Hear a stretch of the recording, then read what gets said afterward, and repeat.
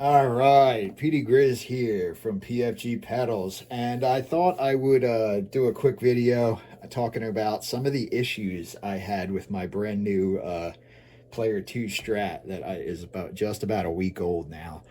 And I wanted to, I don't want this to be like, oh yeah, Fender sucks, their quality control sucks. It's a very trendy topic this year, that Fender's quality control is terrible. It's a fluke. They make, what, bajillions of guitars. Every once in a while, one slips out bad. And for sure, a YouTuber will find it every time.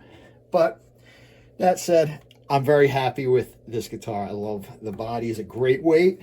The neck is beautiful and plays fantastic.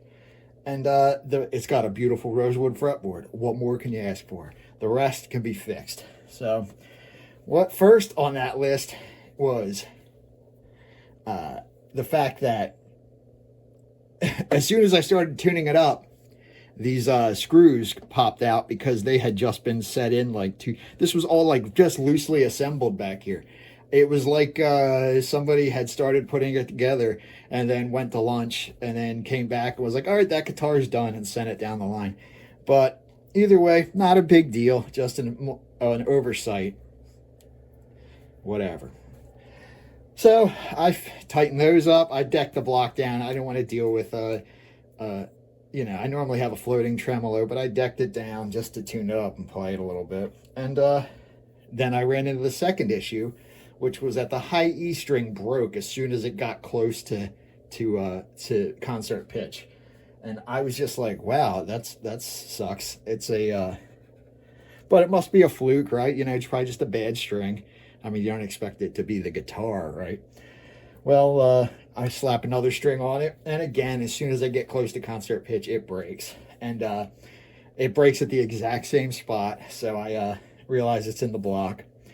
I look at the saddle. The saddle's nice and smooth, so I pulled the block off and realized, I don't know if you'll be able to see it. I can feel them here. There's like these little edges from the casting on this block, and the ones on this were just sharp enough to cut it. That's what I thought anyway, until a couple days later, after I thought I had solved the problem with a needle file, and then the string broke again while playing and using the tremolo. And I looked down in there and realized there is a little sharp ridge inside actually it's this one here. Yeah, I'm not gonna be able to see it on camera, but trust me, it's there.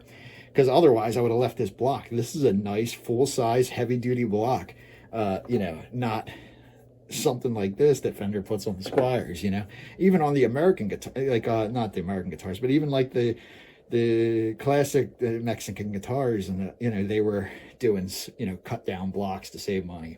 So I was surprised that it was a full-size block, and it's really a shame that it cuts the string, because otherwise I wouldn't have replaced it. But I did replace it with a steel block, and now everything's working nicely. While I was in here, I also swapped out the 3 nickel springs for a set of Fender's black springs. The difference between the black and the nickel, other than the color, which hardly matters, is that these are much lower tension. These are probably closer to what people think the raw vintage are. So I might actually try putting 5 on these down the line, but right now 4 is doing just fine. Alrighty, so here on the front of the guitar, the another issue. Now this is definitely a quality control issue.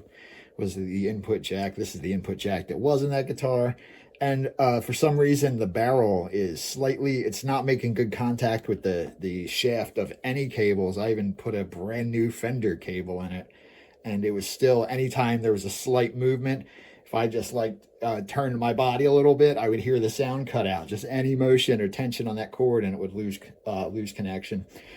So I didn't play with that. I replaced it with a pure tone multi-contact jack. And then let's mention something else about that block while I'm up here. The tremolo bar fit hella loose into this block. It was almost like the threads were wrong, but it wasn't the next size up, because these Mexican block, these use a M5, 5mm thread. Import guitars use 6mm. For a second, I thought maybe they used a 6mm thread on here by accident. So I tried putting a 6mm bar from a Squire in there. Sure enough, it didn't fit. It's just the threads are just poorly made. Now when I screw this into the steel block that's in there, it's so tight, even without the spring, there's barely any motion. And with the little spring in there, it's perfect. Speaking of the springs, here's a little tip for you. The way I keep that spring from getting lost is I keep a little tiny piece of electrical tape like this. And when I go to put the bar in, I put it there. And when I'm done gigging, I just take the bar off, put it in my case, and put that back. And then the spring, you know, is always there. And this electrical tape's great because it lasts forever and it doesn't mark stuff up. So, you know, between the output jack being defective, the block cutting the high E string, it's clearly the guitar was never tested, okay? And, you know, one can slip through the cracks like that. And I'm not trying to jump on Fender. The fact is we live in a corporate hellscape where profits and greed are the sole motivation for existence, and quality and pride in your work is not even a consideration. So I don't get upset by stuff anymore. What I can say is the important thing about a guitar is having good wood. And so when I saw this sweet ass fretboard,